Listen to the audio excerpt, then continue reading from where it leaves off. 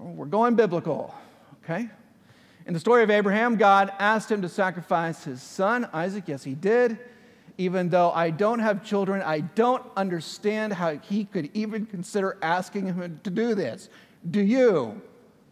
That's a great question. That's another disturbing story, isn't it? Sometimes when people say, I read the Bible and it gives me such, makes me so calm, I say, what parts are you reading? Because there are some stories that are very provocative, like the opening of Job before. This is an extraordinarily disturbing story. There's no way around it. It is profoundly, again, it just makes you recoil, and it should. I have 2 kids. I can't. I just can't. I can't even imagine, what it would be like to be Abraham and Sarah, and then especially, after the gift that Isaac is, and then all of a sudden, what they had to go through to get him, and then to say, God, that He wants him to do this, just doesn't make any sense at all. And this is one of the foundational stories of our faith. I mean, Abraham was a pillar of the Old Testament, and so this story is crucial to him and to our relationship with God. How do you make any sense of this story? So I'll give you my answer. The only way, I don't think this story makes any sense. I think it causes me to question God. I cannot imagine a God that He would even ask you to do this. The only way this story makes sense to me is by reading it through the eyes of Jesus.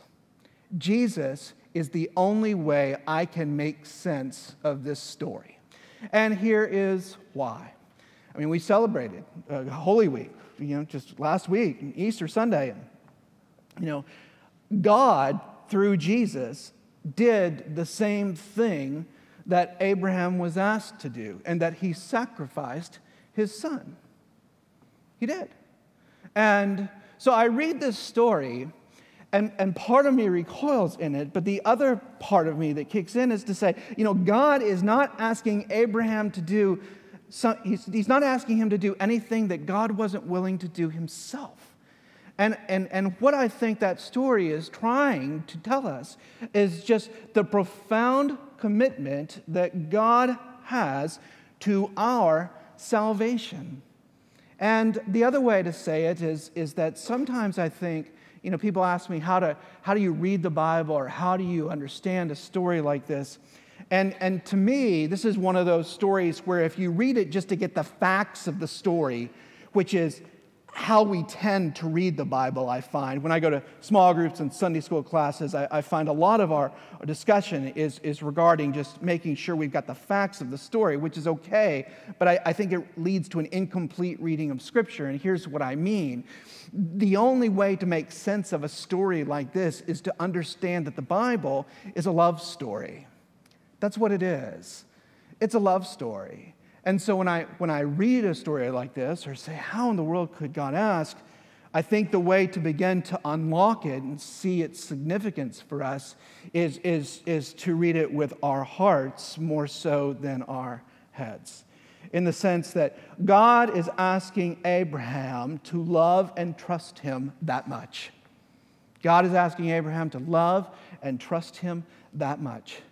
God asked Jesus to love and trust Him that much. And God asks you and me to love and trust Him that much. So the question to ask yourself when you're reading the Abraham sacrificing Isaac story isn't, why would God do this? The question you need to ask yourself is, am I willing to return the love to God that I see God loving me? And if our love falls short, we need to respond. At the end of the day, though, Abraham and Isaac, God is merciful. We have to remember that too. God is merciful. Jesus is raised. God is merciful. So as difficult as this story is, we should remind ourselves that at the end of the story, God is merciful. Sometimes when I said this on Good Friday, sometimes when I'm reading scriptures like this, It's so easy for us to read and say, how in the world could God even? I mean, it offends our sensibilities. We think we know better. On Good Friday at the noon service here, I was talking about, it's like, on Judgment Day for us, and when God shows us a movie of our lives, here's who you are, here's what you did, here are the things that you experienced. There are going to be certain scenes in that movie where you're going to look at yourself and go, how in the world could I have done that? How could I have been that, whatever, dumb, blind, evil? How could I not see?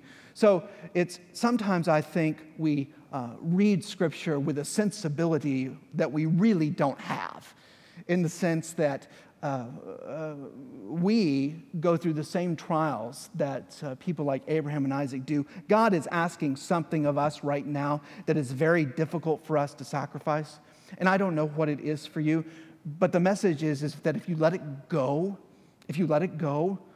not only will you get it back, but God will use it in a way to teach you more of who He is.